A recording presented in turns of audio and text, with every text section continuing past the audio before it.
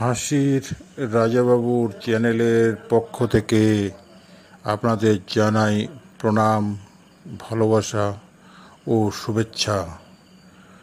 আপনারা প্রত্যেকেই আমার চ্যানেল দেখছেন, তার জন্য আমি খুব গর্ববোধ করছি।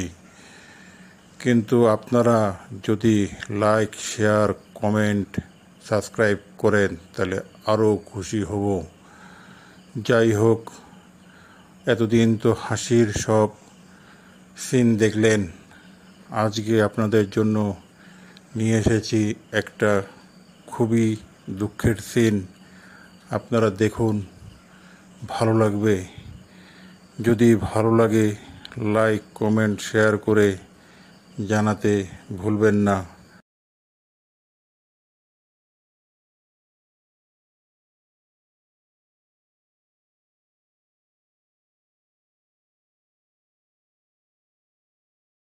দুলাল, ও দুলাল, তুমি কি বাড়ি আছো ভাই? ওকে রামু কাকা, না বাবা তো বাড়িতে নেই। কি হে দুলাল, তোমাকে আমি বাড়ি গিয়ে খুঁজে আসলাম, তুমি এখানে গাছতলায় শুয়ে আছো। তোমার কি শরীর খারাপ? না রামুদা, আমি অসুস্থ নই, এমনি একটু শুয়ে জিরিয়ে নিলাম। দুলাল ভাই, তোমার কাছে আমি এসেছি একটা বিশেষ কাজে, আমার কিছু টাকার প্রয়োজন। চলো বাড়ি যাই। দুলাল, তুমি রাতে একবার আমার বাড়ি এসো, কথা আছে তোমার। কাল তো রামুদা বলেছিল কিছু টাকা দেওয়ার জন্য, আজকে তো যাচ্ছি ওনার কাছে। উনি যে আবার আজকে টাকা চায় কিনা, আমার কাছে তো কোনো টাকা পয়সা নেই। আমি খুব খারাপ অবস্থার মধ্যে দিন কাটাচ্ছি, কি যে বল। দুলালকে তো আসতে বলেছিলাম গিন্নি, কাল কিছু টাকা চেয়েছিলাম ওর কাছে, ও তো কিছু বলেনি আমাকে। আজ আসতে বলেছি, আসে কি না কি জানি। কি করে যে সংসার চালাবো, টাকা পয়সা কিচ্ছু হাতে নেই।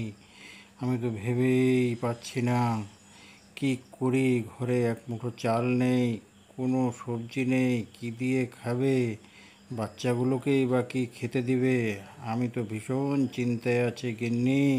রামুদা, ও রামুদা, তুমি কি বাড়ি আছো? তুমি তো কাল আমায় আসতে বলেছিলে, আমি তো এসেছি, তুমি একটু বাইরে এসো রামুদা। দুলাল ভাই, তুমি এসেছো? যাক ভাই, আমার বড় উপকার করলে। কি করে যে তোমাকে কথাটা বলি, আমার ভীষণ লজ্জা লাগছে ভাই। কাল যে তোমায় বলেছিলাম একটু টাকার কথা, তুমি কি চিন্তা করলে? আমি খুব কষ্টে আছি ভাই, আমার ছেলে মেয়ে বউ সব না খেয়ে আছে। তুমি কি আমাকে কটা টাকা দিয়ে একটু সাহায্য করতে পারবে বলো? রামুদা, তুমি টাকা চেয়েছো আমার কাছে, তোমায় টাকা দিতে পারছি না, আমার ভীষণ কষ্ট লাগছে। কিন্তু রামুদা, আমারও যে কিছু নেই টাকা পয়সা। কাল গাছতলায় শুয়েছিলাম, পেটের খিদায় 4 দিন থেকে কিচ্ছু খেতে পাচ্ছি না জানো। গিন্নি গিয়েছে তার বাপের বাড়িতে, যদি ওখান থেকে কিছু টাকা পয়সা কিছু আনতে পারে। মেয়েটাও কদিন থেকে না খেয়ে আছে। আমি ভীষণ কষ্টে আছি, আমি যাই রামুদা।